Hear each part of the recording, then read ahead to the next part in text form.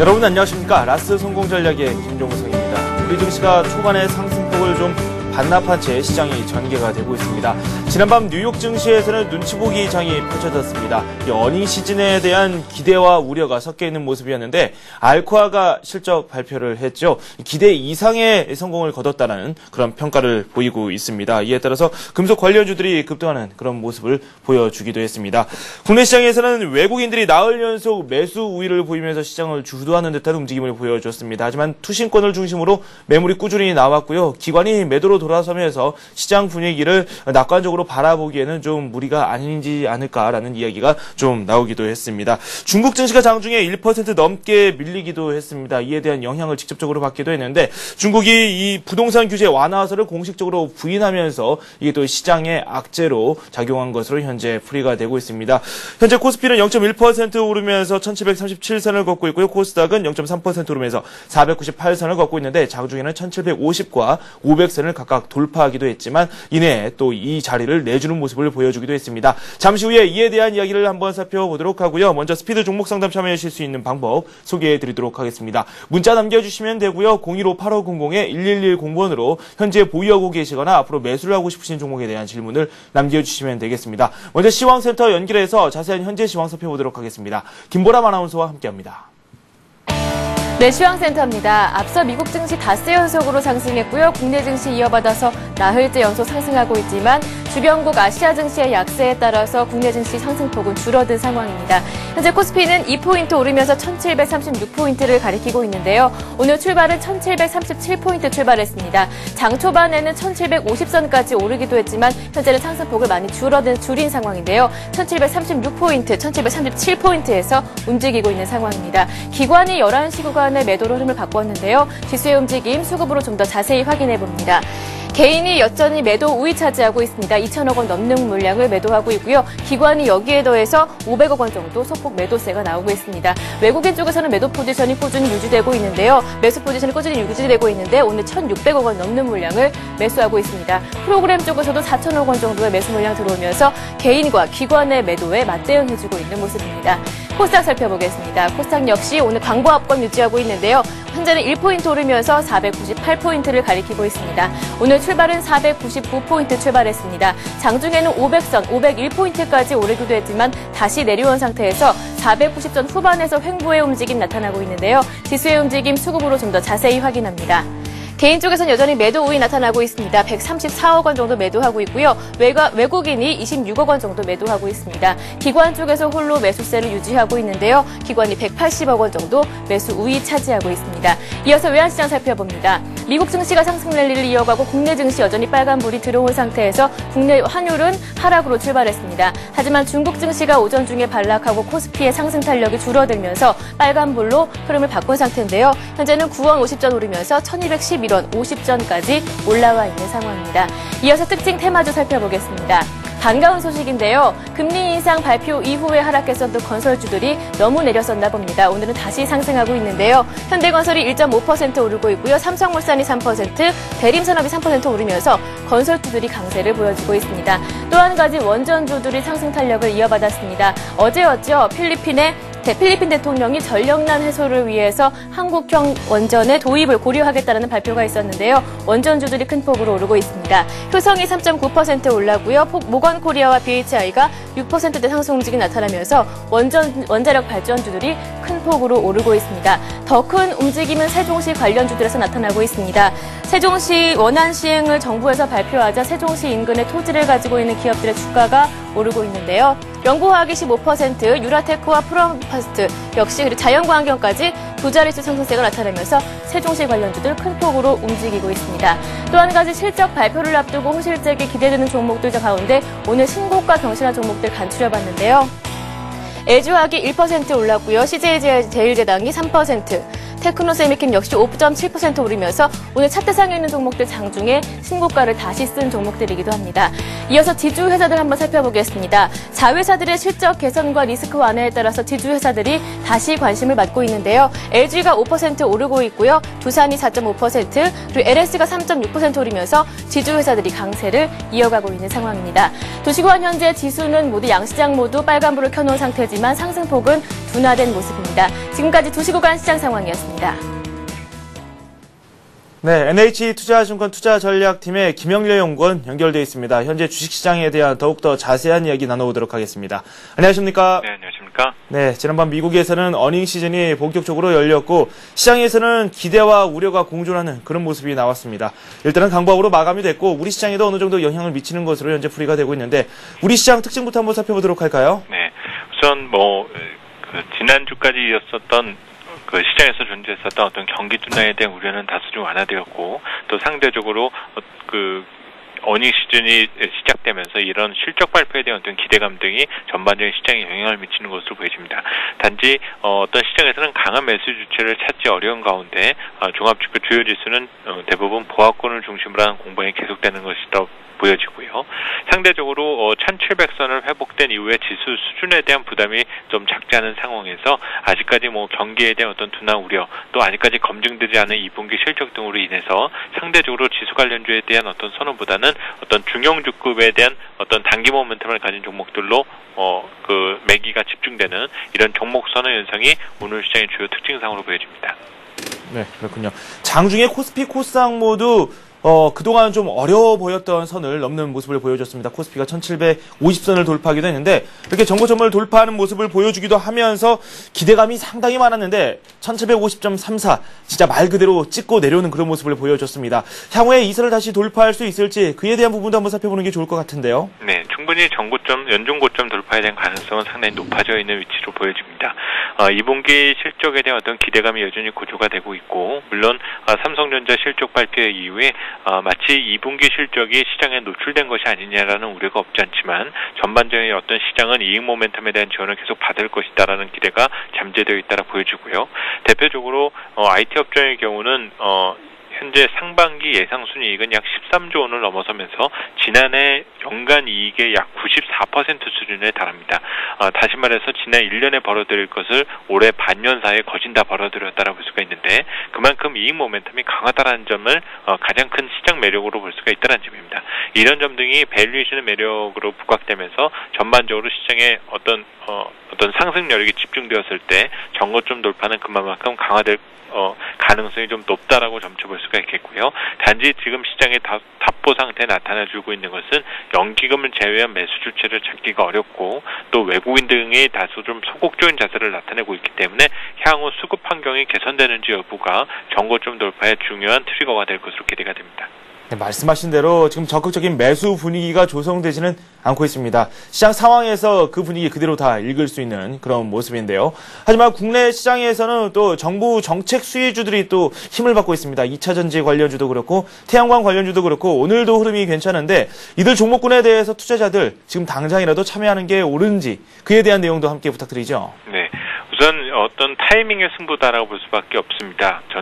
전반적으로 이 신재생 에너지 관련주들에 대한 리드는 당분간은 시장에서는 이어질 수밖에 없고 이런 정책 지원과 또 선진국 향 어떤 수요 자체가 본격적인 진행이 될 산업들이기 때문에 결국 이런 국면의 어떤 이런 신성장 산업에 대한 관심은 높아질 수밖에 없는데요. 문제가 되는 것은 이런 어떤 이 정책 지원이 다소 좀 연결되어진다는 점에서 변동 요인이 있는 변수로 보여집니다.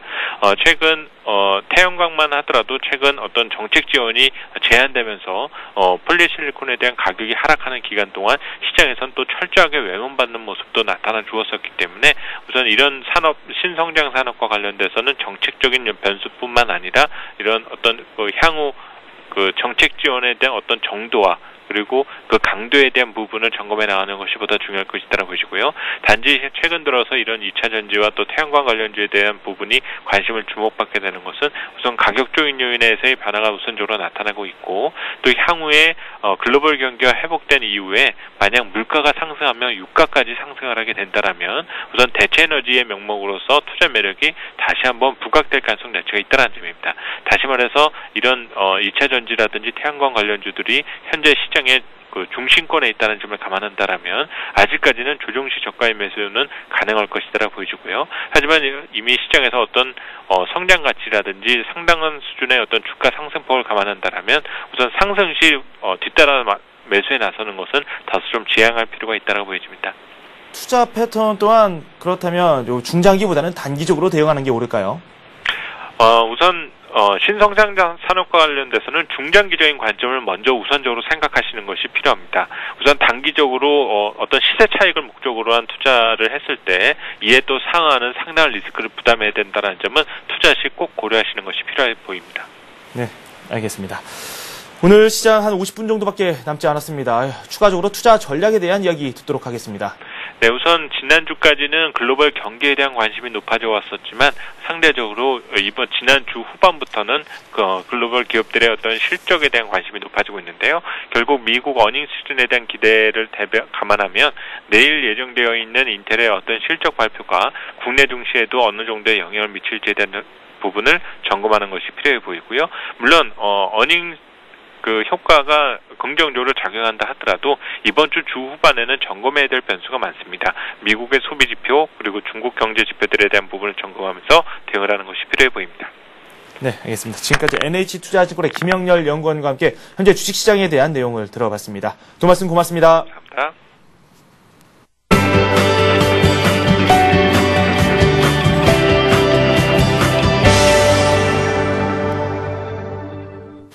네, 오늘의 이슈에 대해서 이야기 나눠보도록 하겠습니다. 하이투자증권의 김영진 부장 연결되어 있습니다. 안녕하십니까? 안녕하십니까? 네, 단편적으로 좀 표현을 하자면 국내 시장에서 최대의 이슈 바로 실적 시즌이 아닐까라는 생각이 드는데, 물론 뭐 국내 시장뿐만 아니라 해외에서도 마찬가지겠죠. 미국에서는 실적 시즌이 개막이 됐고 이 알코아 쪽 분위기가 상당히 괜찮았습니다. 예, 실적 시즌 이제 시작했다 봐야겠죠. 말씀하신 대로 알코아가 실적이 괜찮게 나왔다 해서 또 시간 외에서 오르는 그런 모습 보이고 있죠. 우리 시장에도 그러한 긍정적인 면이 반영이 되고 있다 이렇게 봐야 될 것 같습니다. 기대만큼 좋은 실적이 나올지 우리 시장이요. 또 나오면 주가가 기대만큼 반영이 될지 투자자 기대가 아주 커지는 상황이다 이렇게 봐야 될 것 같습니다. 향후 2, 3주간은 이제 한국이나 미국이나 모두 기업 실적하고 그 주가 반영에 관심이 집중된다 이렇게 봐야 될 텐데요. 달력을 한번 보면 이 7월달 달력이 4월하고 요일하고 일자가 아주 동일합니다. 7월 31일 하루가 더 있다는 차이일 뿐이고요. 지난 1분기 실적 발표도 같은 월요일에 12일이었죠. 알코아가 시작을 했고 13일에 포스코가 발표를 했는데요. 7월도 마찬가지입니다. 오늘 또 포스코가 발표를 하죠. 13일이고요. 종합지수 그래프도 따져보면 아주 유사하게 흘러가고 있습니다. 4월이 점진적으로 상승하고 조정을 반복을 했는데 7월의 경우는 등락폭만 조금 더 커지는 그런 변동성이 좀 커지는 그런 장세였다. 이 차이점만 있습니다. 유사한 점은 실적 시즌 이전에 시장이 조정을 받았고 또 실적 시즌의 기대감하고 더불어서 전체 시장의 상승이 강하지는 않았지만 상방 에너지가 좀 강하게 느껴지는 그런 상황이었고 종목별 움직임의 차별화가 극심하게 진행됐다. 이 점을 볼 수가 있겠습니다. 오늘 한번 종목별 움직임을 보면은요. 오늘 기준 신고가 종목이 거래소하고 코스닥에서 각각 20개씩 나오고 있고요.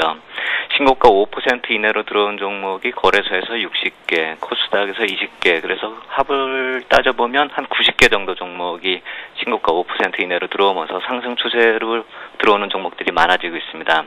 향후 2, 3주 동안의 시세는 더 차별화가 심해질 것이다 이렇게 봐야 될 테고요. 종합지수 1757포인트 이걸 넘어서느냐 못하느냐 이 문제는 차후 문제고요.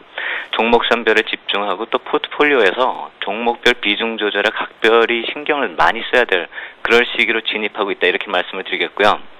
실적 발표하면서 탄력이 강한 모습에서는 오히려 이익 실현도 고려할 필요가 있다 이 말씀도 드리는 것입니다.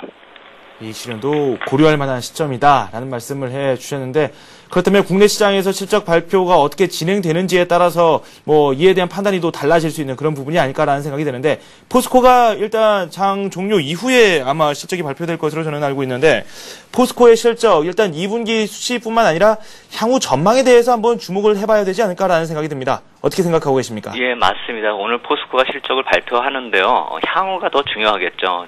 포스코에 대해서 좀 말씀을 드리면은요. 오늘 주가 흐름은 약간 좀 실망스럽죠. 1,500원 지금 하락한 그런 모습인데요. 실적 발표 날에 저렇게 하락을 하고 있다는 거 과연 실적이 좋을지 이런 또 의문이 드는 그런 모습인데요. 여기서 실적 시즌에 포인트를 한 가지 짚을 필요가 있습니다. 주가가 실적 발표 이전에 어떻게 진행되어 왔는가 이것을 따져볼 필요가 있다 이것인데요. 펀드멘털은 당연히 문제가 되겠죠. 실적 발표되니까 실적이 좋아야겠지만 기술적 지표도 검토가 필요하다 이 말씀을 드린 것입니다. 포스코 같은 경우에 7월 한 달 동안 7% 상승했고요. 5월 저점 대비 15% 정도 올라온 그런 모습입니다. 또 현재 위치를 보면 6월 말에 전고점 부근에 있기 때문에 추가 상승이냐 반락이냐 이 중요한 타이밍이고 오늘 실적 발표 내용이 그 위냐 아래냐를 결정하는 그런 모습이겠죠. 그렇기 때문에 지금의 모습을 너무 좀 답답하게 볼 필요는 없겠다 이렇게 말씀을 드리겠고요. 오늘 실적 발표 이후 말씀하신 대로 내일부터의 주가는 3분기 전망이 이제 판가름하겠다 이렇게 봐야 될 테고 중요하다 이렇게 말씀을 드리겠습니다. 하반기 철강 업종의 재료를 한번 살펴보면은요. 철강 제품 가격 인상 등의 요인이 호재라고 봐야 될 텐데요. 지난달에도 가격 인상 뉴스 이미 나왔죠. 이것이 이제 하반기 철강 업체들의 실적 개선이 전망되는 그 주 이유다 이렇게 봐야 될 테고요. 계절적으로 봤을 때는 제품 가격이 추가적으로 강세로 접어드는 시기가 8월 전후다. 이 점을 감안할 때 매수 타이밍으로 점점 들어서고 있다. 이렇게 봐야 될 것입니다. 결국 포스코 같은 경우에 실적이 나쁘게 나와도 이제 실망할 타이밍이 아니라 매수 타이밍으로 좀 기다릴 필요가 있다. 이 말씀을 드리는 것이고요. 철강 업종 같은 경우 악재도 있죠. 중국 경기 둔화의 악재성 재료가 항상 있기 때문에 그렇기 때문에 추격 매수보다는 항상 조정 시의 매수 접근이 좀 필요하다. 이렇게 말씀을 드리는 것이고요. 철강 업종에서 또 관심을 가질 만한 종목이 있다면 현대제철 같은 경우 예전에도 말씀을 드렸는데 포스코보다 항상 좀 상대적으로 더 가벼운 모습으로 움직입니다. 현대제철 같은 경우 29일 실적 발표 예정인데요. 기술적 측면에서는 포스코보다 조금 더 유리해 보이는 종목이다. 이렇게 말씀을 드리겠습니다. 그렇다면 현대제철 쪽을 생각하고 계시는 분들이 계시다면 투자 시점 어느 정도로 보는 게 좋을까요? 지금 같은 경우가 조정을 받고 있다 이렇게 생각이 되거든요. 95,000원 이하에서는 매수가 좀 가능해 보이는데 이 역시 오늘 좀 많이 상승을 했기 때문에 보합권, 오늘 보합권이면 93,000원대겠죠. 그 정도 선에서 좀 들어간다. 이렇게 좀 여유 있게 생각할 필요 있겠다 이렇게 말씀을 드리겠습니다. 조금은 좀 기다리면서 시장을 관망하고 접근하는 자세가 필요할 것 같다는 생각이 듭니다. 실적 시즌을 맞아서 실적 호전주에 대한 이야기 저희가 상당히 많이 했었죠. 신고가를 올리고 있던 그런 종목들도 상당히 많았는데 이들 종목군들에 대한 관심 다시 한번 가져보는 것도 좋을 것 같다는 생각이 듭니다. 어떻습니까? 예, 그렇습니다. 신고가 종목이 실적 시즌에서는 항상 더 추가적으로 올라갈 수 있다는 그 관점에서 좀 접근을 해야 될 것 같습니다. 특히나 이제 인텔이 이번 주고 애플이 다음 주에 실적 발표 일정이 있기 때문에 IT 업종에 관심이 가는 상황이다 이렇게 말씀을 드려야 될 테고요. 또 신고가 기록하는 종목들이 대부분이 IT하고 IT 부품이죠. 한국에서 이들 종목이 이미 관심권에 많이 들어가 있는 모습이고요. 최근 증권사 랩 상품에 편입되는 종목들하고도 아주 유사하죠. 그렇기 때문에 또 금융당국이 과열을 우려한다 이런 움직임이 나타나고 있다 이렇게 파악을 해야 되는 것이고요. 이들 종목을 봤을 때 하지만 과열이 우려되기는 하긴 하는데 향후의 매출이나 이익 개선 등의 이제 펀더멘털 측면에서 어느 정도 검증을 거쳤다 이렇게 봐야 될 것입니다. 펀더멘털이 뒷받침된다 이 말씀을 드리는 것이고요. 그렇기 때문에 이들 종목들이 또 신고가 흐름으로 나타나는 그런 모습이 지금 우리 시장에서 발견할 수 있는 것이고요. 그러한 종목들을 살펴본다면 거래소 쪽에서 우리가 잘 아는 종목들이죠. 삼성전기나 SDI, 테크인 같이 삼성그룹 전기전자 업종에 속하는 그런 종목들이고요. 또 제일모직 같이 섬유업종이 아니죠. 이제는요. IT 부품을 만든다 이렇게 봐야 될 테고요. LG화학이나 이노텍 같은 종목 다들 아시는 종목이 되고요. 개별성 종목을 보면은 효성이나 고려아연이나 OCI나 SK, CNC 같은 종목들 또 방금 전에 말씀드렸던 현대제철 같은 종목들이 이 관심권에 들어있는 종목들이고 또 이들 종목들이 항상 시장의 중심이 되고 있고 관심을 끌고 있다 이렇게 봐야 될 것입니다. 코스닥 같은 종목들도 새롭게 또 관심을 끌고 있는데요. 이들 종목들도 또 랩 상품에 또 편입이 된다 이런 공통적인 특징들이 있기 때문에 시장의 관심권에 들어오고 있다 이렇게 봐야 될 텐데요. 두성 엔지니어링이나 성화이텍, 덕산하이메탈 같은 종목들 또 네페스 같은 종목들은 다들 잘 아시는 종목이기 때문에 이런 종목들이 시세가 조정을 하고 있다 이렇게 너무 좀 극단적으로 생각을 할 필요는 없다 이렇게 말씀을 드리겠고요. 시장에 관심이 항상 집중되는 종목들이고 펀드멘탈이 뒷받침되는 종목들이기 때문에 안 좋은 시각으로 본다는 것보다는 과열을 경계하는 분위기가 항상 있다 이렇게 생각을 하시고 항상 말씀드리듯이 조정시 매수하는 그런 관점으로 좀 접근할 필요 있겠다 이렇게 말씀을 드리겠습니다. 네, 국내 시장 그리고 또 해외에서 실적 발표하는 내용에 따라서 이 관련 업종들이 같이 움직이는 모습을 보여주고 있죠. 미국 시장에서 이번 주에 실적 발표가 이루어지는 그런 기업들을 한번 살펴보니까 BOA라든지 시티그룹과 같은 그런 금융주들도 있습니다. 국내 금융주들 기준금리 인상이라는 이 단기성 재료가 있었지만 약간 주춤하는 모습을 보여주기도 했었는데 미국에서 들려오는 이런 소식들이 국내 증시에 또 영향이 될 수 있을지 그에 대한 연구도 좀 필요한 시점이 아닌가라는 생각이 드는데요. 금융주에 대한 말씀도 함께 부탁드리죠. 네, 목요일부터 이제 금융주가 미국 쪽에서 실적 발표를 하죠. JP모간을 시작으로 해서 CT하고 말씀하신 BOA 다 발표를 하는데요. 미국 대형은행주의 기업 실적 내용은 사실 미국 시장에서 크게 기대하지 않는 분위기다 이렇게 봐야 될 것 같습니다. 하지만 아까도 말씀드렸듯이 기술적인 검토를 한번 해봐야 됩니다. 은행주 같은 경우에 미국 같은 경우는 주가 위치가 이미 그러한 분위기를 반영해서 바닥권에 있습니다. 대표적인 종목을 보면 다음 주 화요일 날 실적 발표하는 골드만삭스를 예를 들어서 최고가에서 보면은 고점에서 무려 27%나 하락을 한 그런 모습이고요. 최저가에서 5%밖에 반등을 못한 그런 모습입니다. 우리 시장에서 다음 주 초에 실적 발표하는 하나금융지주를 봤을 때는 이 종목 같은 경우는 고점에서 8%밖에 하락을 안 하고 5월 저점에서 25%나 상승을 한 그런 모습입니다.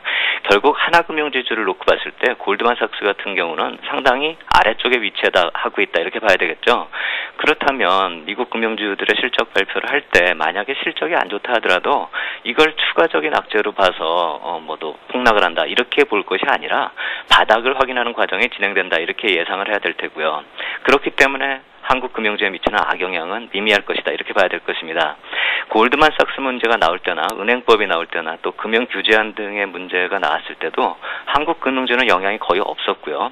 오히려 낙폭과대 인식하고 악재의 시장 반영으로 인식돼서 미국에서 금융주가 강세를 보인다면 오히려 긍정적인 영향도 있을 수 있겠다 이렇게 말씀을 드릴 수 있겠고요. 우리 시장만을 놓고 보면 어닝 시즌이 이제 호재성 재료이기는 합니다. 하지만 장중 급등락이 나타날 수 있는 주변 환경이 항상 우리가 접해 있다는 점, 특히나 오늘같이 중국 긴축 소식 등의 문제가 언제든지 날라올 수 있는 그런 환경이다. 또 이번 주는 중국 쪽에서 날라올 소식들이 많다는 점 항상 인식할 필요가 있기 때문에 항상 이번 주는 주의가 필요한 주변 여건을 인식하고 시장 대응할 필요 있겠다. 이렇게 말씀을 드리겠습니다. 상대적으로 철강이라든지 전기전자 업종, 관련 부품주들은 괜찮은 흐름을 보여주고 있고 이쪽으로 저희가 관심을 귀 기울이는 것도 좋을 것 같다는 생각이 듭니다. 하지만 돌발 변수라는 게 항상 남아있기 때문에 시장에서 경계감을 가지고 새롭게 시장을 접근하기 위해서는 좀 조정 시에 매수하는 전략이 필요한 시점이다. 이렇게 오늘장 한번 정리를 해보도록 하겠습니다. 네, 도움 말씀 고맙습니다. 감사합니다. 네, 이렇게 해서 하이투자증권의 김영진 부장과 함께 오늘의 이슈에 대해서 살펴봤습니다.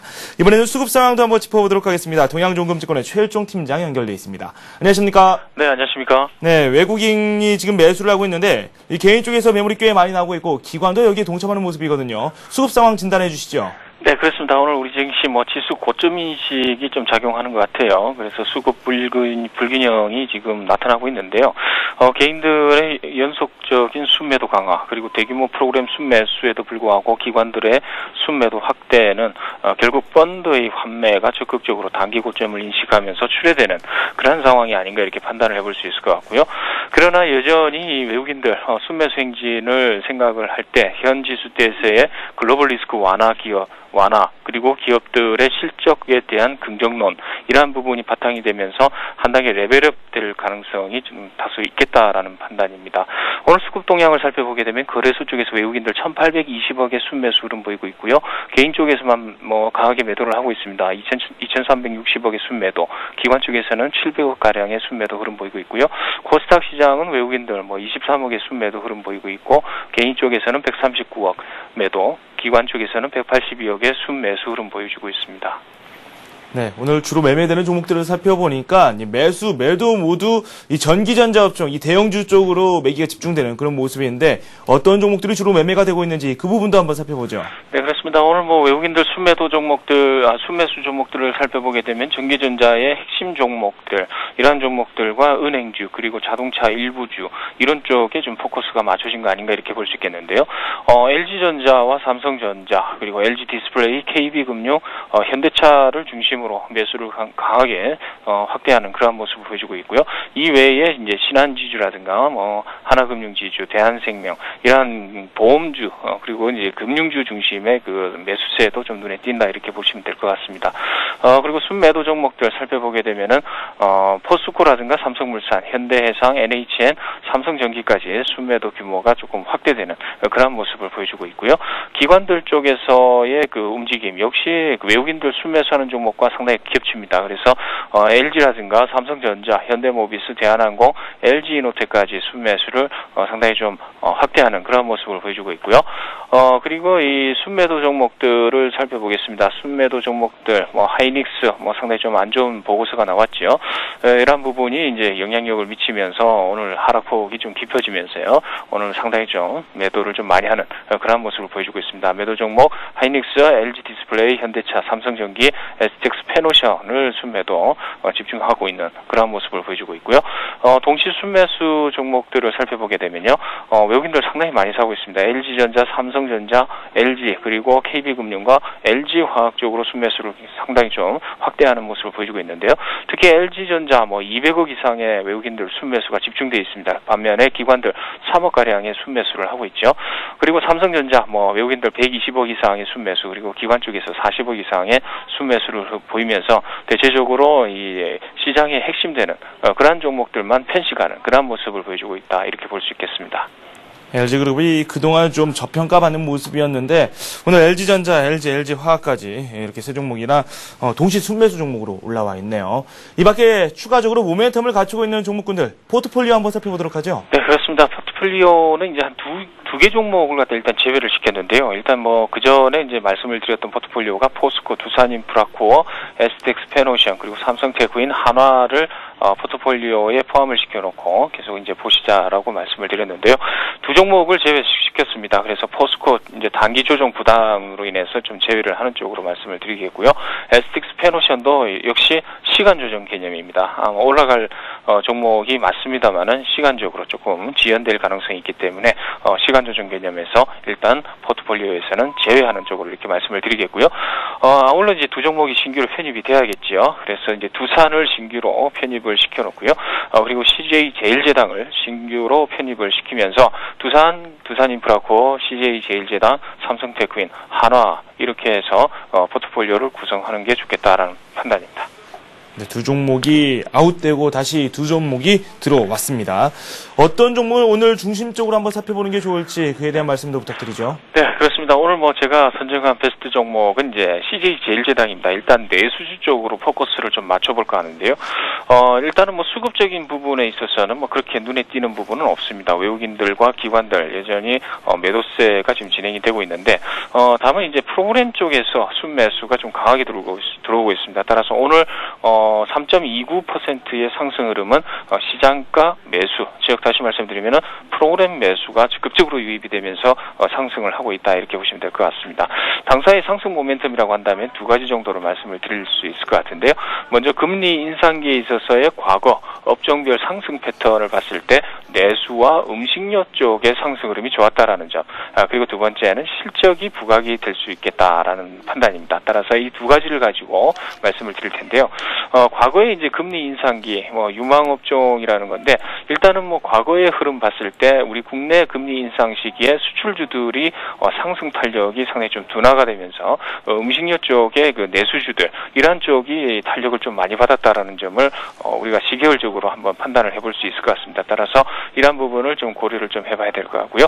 실적 부분입니다. 당사의 2분기 실적 부진이 이제 악재로 이제 적용이 돼야 될 텐데, 이러한 악재가 시장에는 이미 알려진 바, 됐기 때문에 다소 그 시장의 그 가격적인 측면에서 내려누르는 악재로서의 역할은 못한다 이렇게 보시면 될 것 같습니다. 그래서 3분기부터의 턴어라운드가 이제 본격적으로 진행이 된다라는 점에서 모멘텀화가 지금 진행이 되고 있다라고 볼 수 있겠습니다. 따라서 이러한 부분 3분기부터의 실적 턴어라운드 어떤 부분이 실적이 좋아지느냐라고 봤을 때 원재료 가격 급등했던 원재료 가격이 3월 달부터 급락을 했는데 그러한 부분이 이제 그 수급적인 측면 원재료가 실질적으로 적용이 되는 부분을 봤을 때 이제 하반기부터 급락한 가격의 원재료가 적용이 된다라고 볼 수 있겠습니다. 따라서 그런 부분을 생각해 봤을 때 실적적인 측면 그런 부분은 3분기부터는 이제 적극적으로 고려가 돼야겠다라는 판단입니다. 따라서 차트를 보시게 되면요, 가격이 지금 25만 1,000원입니다. 25만 1,000원에 3%대의 상승으로 보이고 있는데요. 24만 7,000원에서 25만 1,000원까지의 분할 매수를 말씀을 드려보도록 하겠습니다. 일단은 뭐 장대 양봉의 3분의 1 정도 수준의 눌림목 조정, 절반 정도까지 이렇게 지지력을 한번 테스트를 하고요. 그 부분까지의 매수 한번 가담을 해보는 게 좋을 것 같고요. 그리고 그 목표가입니다. 목표가는 이제 주봉 월봉상으로 한번 보겠는데요. 단기적으로 27만 5천 원입니다. 27만 5천 원 부분은 과거에 이제 이 작년이죠. 작년에 어느 정도 상승했던 부분이고요. 그리고 중기적으로 30만 원, 손절가는 24만 1천 원 정도까지 보시는 게 좋겠다는 판단입니다. 네, 알겠습니다. 이렇게 해서 동양종금증권의 최일종 팀장과 함께 오늘 수급 상황 그리고 관심 종목까지 말씀 들어봤습니다. 또 말씀 고맙습니다. 감사합니다.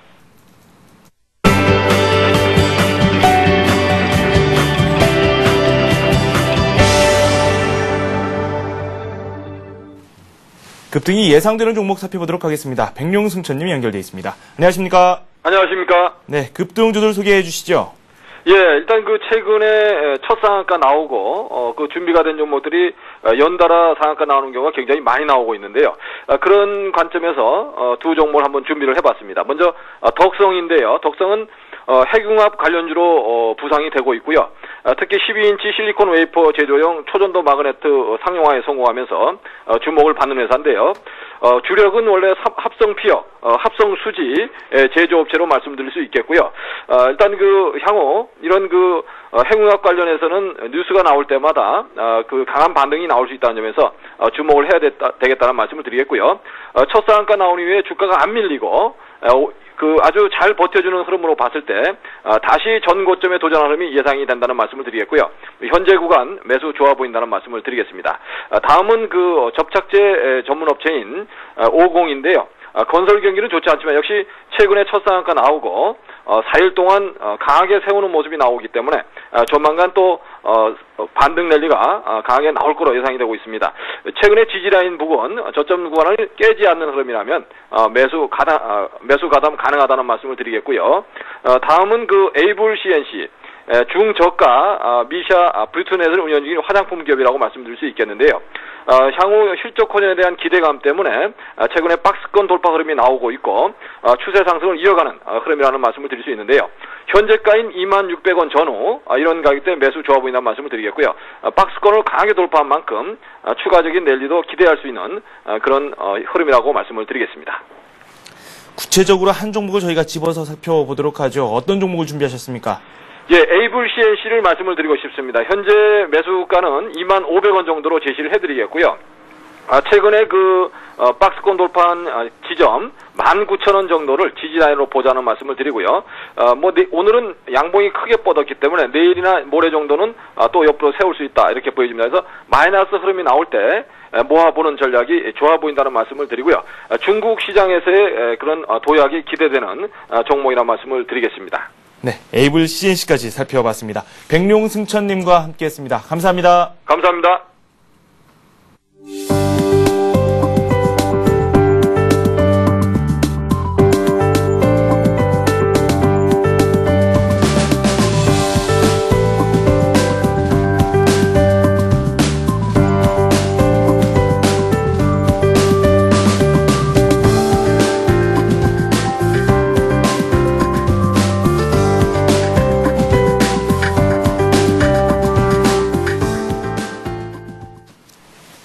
네, 스피드 종목 상담 시작하도록 하겠습니다. 문자 저희에게 보내주시면 되고요. 015-8500-1110번으로 문자 남겨주시면 되겠습니다. 오늘은 동양종금증권 부평지점의 박현상 대리와 함께하도록 하겠습니다. 안녕하십니까? 안녕하세요.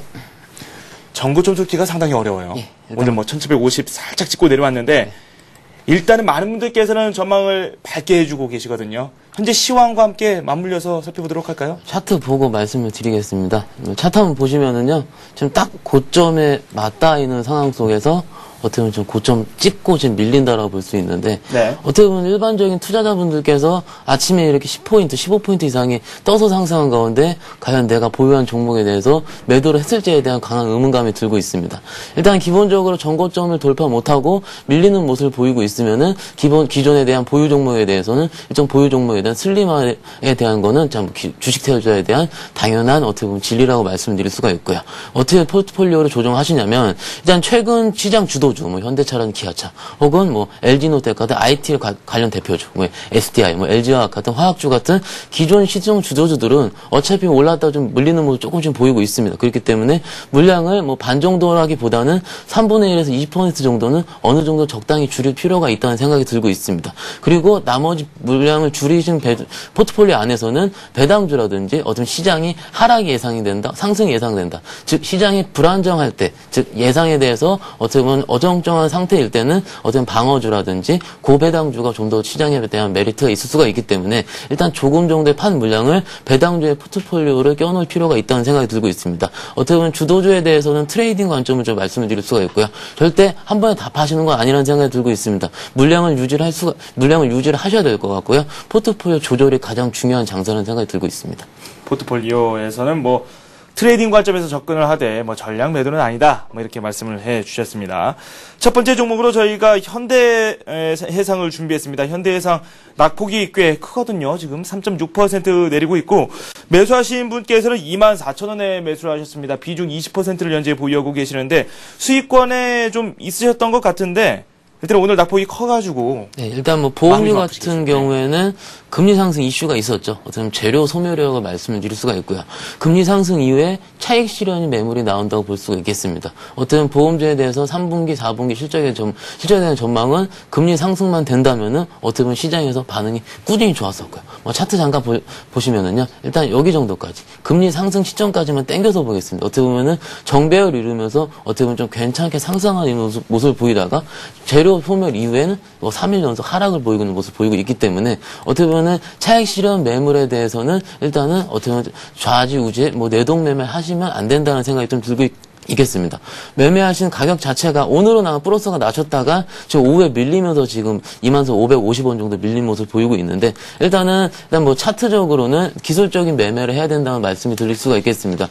어떻게 보면 종목이 3, 4분기 이슈가 어떻게 보면은 상승 쪽으로 이룰 수가 있는 모습을 보이고 있기 때문에 트레이딩 관점으로 종목을 좀 접근하실 필요가 있다는 생각이 들고 있고요. 이평 매매를 하실 필요가 있는데 일단 23,100원에서 23,000원 정도, 23,000원 정도에서 어떤 전 저점 부분이 같이 맞닿을 수가 있는 부분이고요. 뭐 60일 선이라든지 이평 정도도 충분히 수렴할 수 있는 구간이기 때문에 24,000원, 23,000원 정도 일부 물량, 어떻게 보면 보유 물량 자체가 좀 작기 때문에 좀 마음이 좀 편한 생각이 좀 들고 있습니다. 20% 정도는 23,000원대가 깨질 시에는 어떻게 보면 추가 매수를 하셔야 된다는 좀 생각이 들고 있고요. 어떻게 보면 하실 때 어떻게 보면 좀 보시면은 지금 수급까지 같이 살펴보겠습니다. 최근에는 최근 이틀 동안 약세를 보시면은요, 외국인은 뭐 조금 사긴 했지만 기관 매물이 좀 많이 나오고 있는 걸 볼 수가 있기 때문에 기관이 동반 순매수에 동참을 할 때를 확인을 하셔가지고 추가 매수를 하신 전략이 가장 낫다는 생각이 들고 있습니다.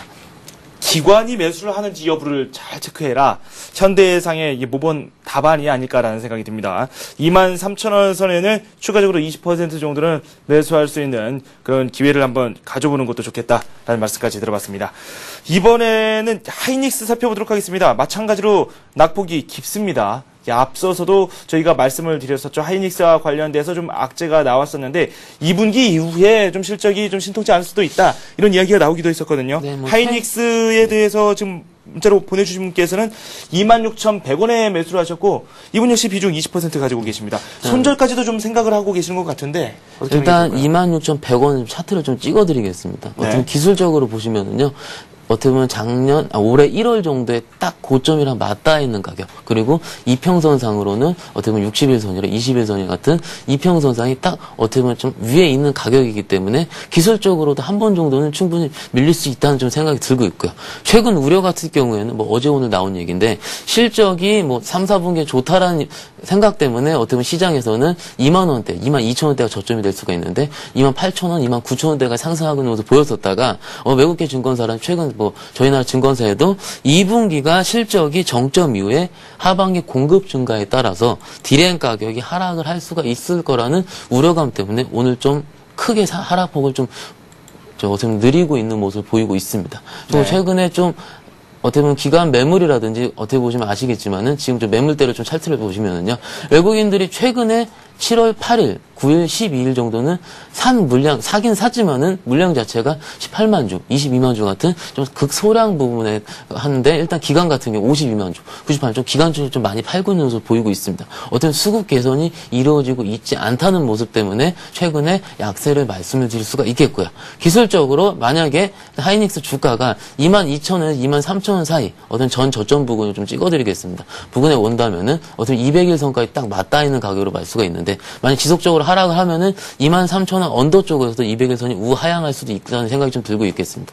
가격 조정에 따라 메리트가 부각할 가능성이 있기 때문에 어떻게 보면 아직까지 증권사별 레포트가 좋은 데 있고 안 좋은 데 있고 확정적으로 정해지지 않은 상황이기 때문에 바로 손절을 하시기보다는 23,000원 부근대까지는 좀 어떻게 기다려보시는 전략이 어떠신가. 왜냐하면 하이닉스라는 종목에 대해서 역사적으로는 계속 손절을 하신 이후에는 어떻게 보면 22,000원대에서 손절하시고 나온 다음에 다시 또 올라와서 괜히 다시 샀다. 그리고 또 다시 24,000원 이상대 사셔가지고 또 물리시는 거. 항상 악순환이 반복되기 때문에 일단은 하이닉스가 제가 보기에는 3, 4분기 실적이 시장의 우려만큼 크게 나쁘지는 않은 것 같습니다. 그렇기 때문에 아직 정해진 증권사 레포트가 정해지지 않은 상황 속에서 일단은 23,000원까지 좀 기다리시는 전략. 23,000원 떨어지게 된다면은 200일선 이평선상에서 추가 매수를 하시는 전략도 일단 권해드릴 수가 있고요. 만약에 23,000원이 강하게 무너질지에는 주저없이 손절하시는 것도 나쁘지 않은 전략이 생각되고 있습니다.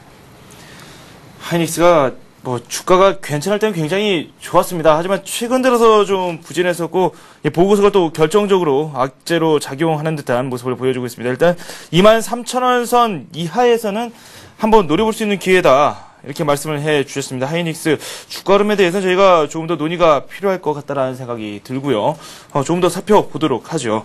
이번에 살펴볼 종목은 한국화장품입니다. 6월이었죠?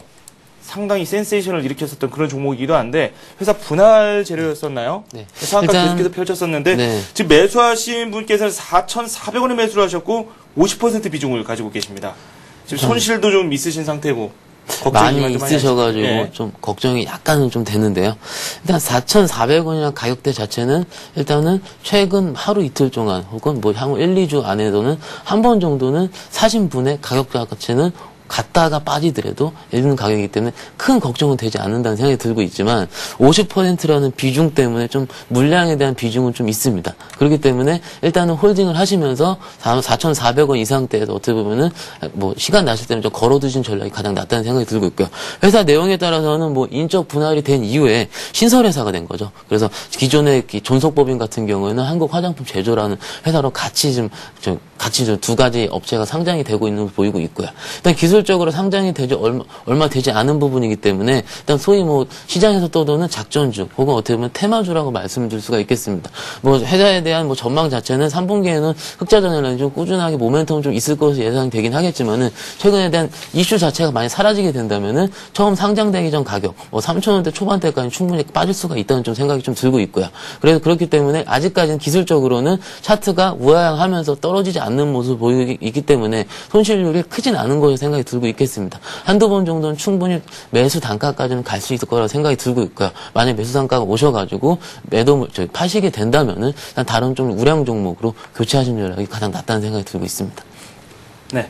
이번에는 건설주 한번 살펴보도록 하죠. GS건설에 대한 질문이 올라와 있습니다. 81,000원에 매수하셨고 비중 10% 보유하고 계신다고 올려주셨는데 GS건설 오늘 건설주들이 좀 반등을 하고 있습니다. 이 나흘 연속 하락을 했었나요? 오늘은 그래도 좀 좋은 흐름을 보여주고 있는데 건설주들 기술적 상승으로 봐야 되는 건지 아니면 추세 전환으로 봐야 되는 건지 그에 대한 부분도 함께 말씀 좀 해주시죠. 일단 제가 보기에도 일단은 뭐 오늘 뉴스라든지 시황을 보셨더라면은 시장에 대한 기술적인 판단, 어떻게 보면은 기술적인 상승으로 좀 볼 수가 있는데, 뭐 시장에서는 어느 정도 금리 인상을 하게 되면은 건설업계에 대출해줬던 그 대출에 대한 뭐 리스크가 있을 수가 있기 때문에, 그리고 3분기가 가면은 어떤 주택 부분에 대해서 리스크가 가장 커질 수 있다는 우려 때문에 최근 시장이 좀 계속 빠지고요. 그래서 그나마 GS건설 같은 경우 외국인들이 가장 선호하는 건설업종이 될 수가 있기 때문에 일단 뭐 그나마 좀 상승폭이 컸다 적었다라고 말씀드리기 힘들지만은 오늘이 1.8% 정도 오르고 있지만은 이 정도는 솔직히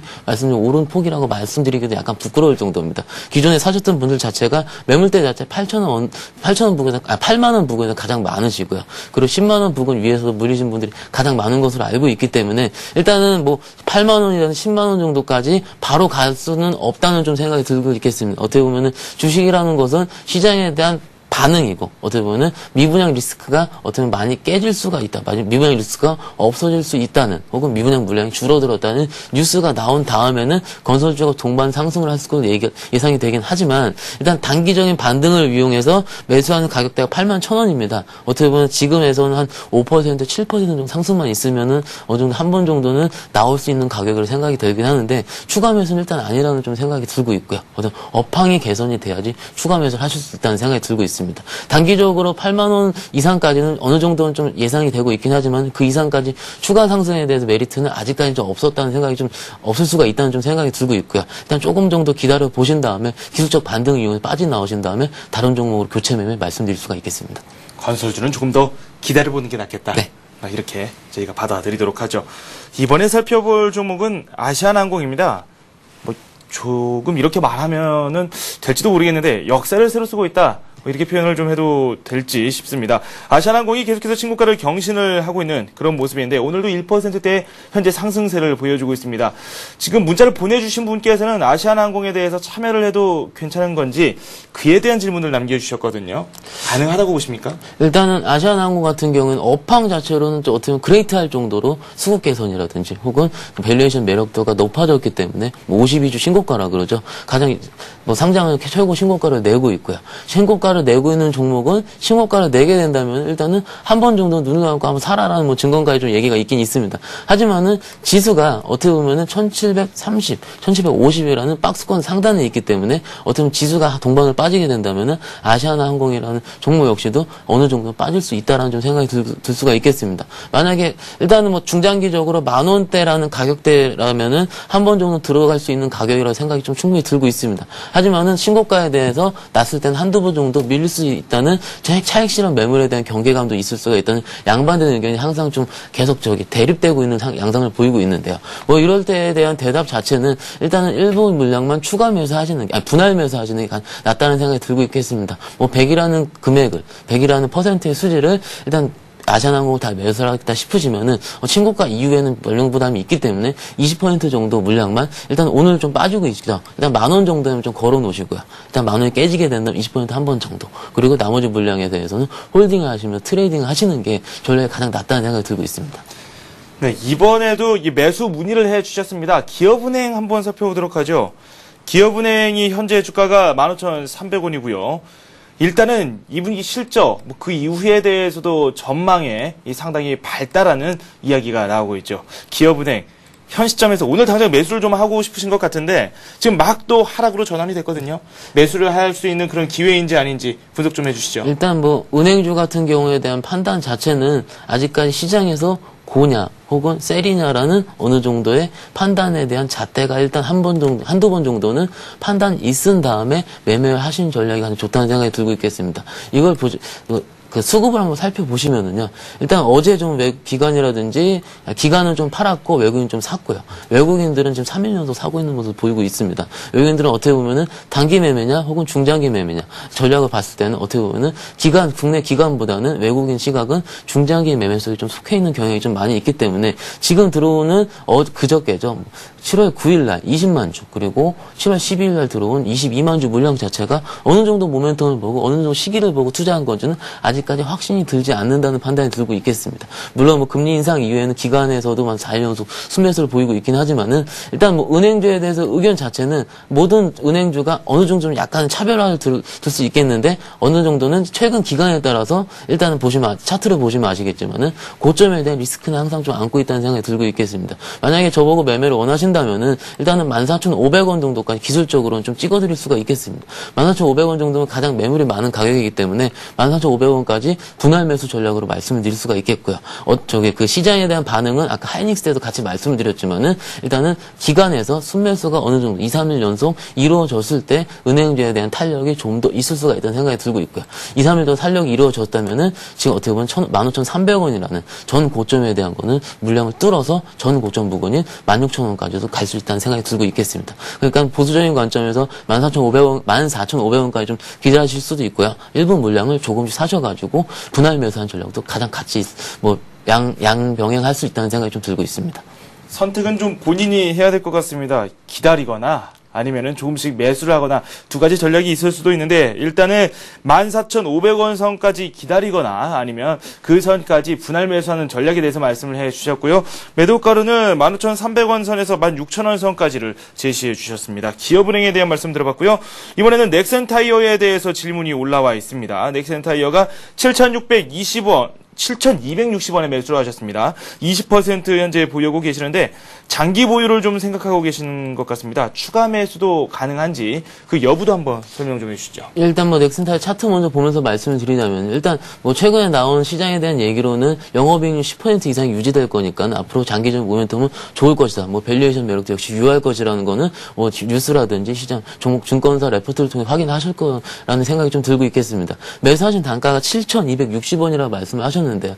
일단은 지금 정도 매수하신 단가에서 어떻게 1% 정도밖에 하락하지 않은 가격을 추가 매수를 하시는 건 일단은 아니라는 생각이 들고 있겠습니다. 어떻게 보면 시장에 따라서 시장이 하락을 하게 된다면 넥센타이어라는 종목도 기존의 주도주로서 역할을 같이 했기 때문에 빠질 수도 있다는 생각이 들고 있기 때문에 일단 뭐 차트 기술적으로 찍어드린다면은 6,500원까지는 추가적으로 만약 시장이 크게 급하락을 하게 된다면은 같이 빠질 수도 있다는 생각이 좀 들고 있겠습니다. 네. 만약에 뭐 6,000원, 7,000원, 10,000원이란 즉 그 가격을 끊는 가격대에서는 기술적으로도 한 번 정도 매물대가 나올 수가 있기 때문에 추가 매수를 원하신다면 일단 7,000원 정도에는 한 번 정도 매수를 하시는 거 전략이 좀 좋을 수가 있다고 생각을 하고요. 만약 7,000원으로 떨어지게 된다면 차트가 우하향으로 흐를 수가 있기 때문에 우하향을 흐르게 되면은 어떤 추가 하락에 6,500원까지도 아까 60일선에 대해서도 매물이 좀 증폭될 수 있다는 생각이 좀 들고 있겠습니다. 그래서 일단 추가 매수를 하신다면 물량 자체를 조금씩 비중을 조절하시면서 조금씩 분할 매수하시는 게 가장 낫다는 생각이 들고 있고요. 7,195 오늘 종가 기준으로는 아직은 아니라는 생각이 좀 들고 있습니다. 매수를 해서 비중을 조금 더 늘린다면은 구체적으로 현재 지금 20%이기 때문에 네. 비중을 어느 정도로 비중하면은 7,000원대에서 20% 좀 더 늘리시고요. 네. 그래서 뭐 대형주이기 때문에 50% 비중을 맞추시는 목적 하에 10%, 6,500원까지 분할로 나누시는 게 가장 낫다는 생각이 들고 있습니다. 일단은 아직은 아니다라는 네. 의견을 개진해 주셨습니다. 넥센타이어까지 살펴봤고요. 이번에 살펴볼 종목은 이 관심 종목 살펴봐야 되겠죠? 어떤 종목을 준비하셨는지 저도 상당히 궁금한데 오늘 어떤 종목입니까? 일단 뭐 처음에 시향을 말씀드릴 때 말씀을 드렸었습니다. 포트폴리오 내 일부 물량에 대해서는 혹은 배당주 혹은 기존 방어주들을 끼워 넣을 필요가 있다라는 생각하에 강원랜드를 준비를 해봤습니다. 강원랜드 같은 경우에는 하반기에는 일단 고배당 매력이 가장 높을 수가 있다는 생각이 들고 있고요.